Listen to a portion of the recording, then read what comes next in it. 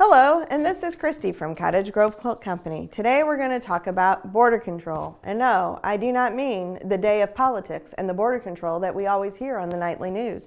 I'm talking about border control in your quilts because we do not like to see wavy borders. And believe it or not, putting your borders on where you just sew a piece all the way down and cut it off at the bottom will produce a wavy border. Because what you're doing is all the fullness of the quilt, you're working into that border. Or you're not working into that border. So what you'll need to do is measure your quilt. So when we go to add a border, we take our quilt, we lay it out. This one here, the length is 47.5 in the middle. And then on the sides, it is, and you need to be sure you measure really good and accurate, is about 47. So the left and the right side is 47 times 2 because the quilt's folded in half. So it's 94 inches on the left and right side and 95 inches in the middle.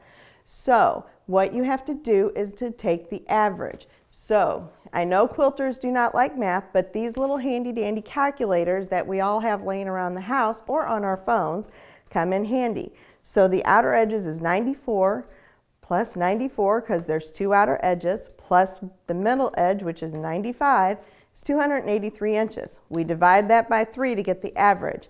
So when I add another border to this quilt, the length of that border needs to measure 94 3/8 inches.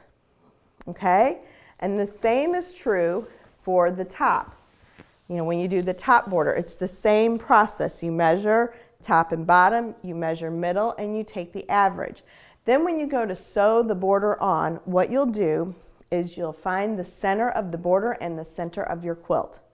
You will then pin the two centers together, and then you will pin the two ends together, so the top end and the bottom end. And then you will take it and lay it out and just work in the fullness by using pins. And then sit down at your sewing machine and with a good 1/4 inch seam, sew it on. And what will happen is that quilt's fullness will work in, and all of a sudden you will have a nice, flat, square quilt. And the borders will not be wavy because what happens is all that fullness is now worked in on the quilt.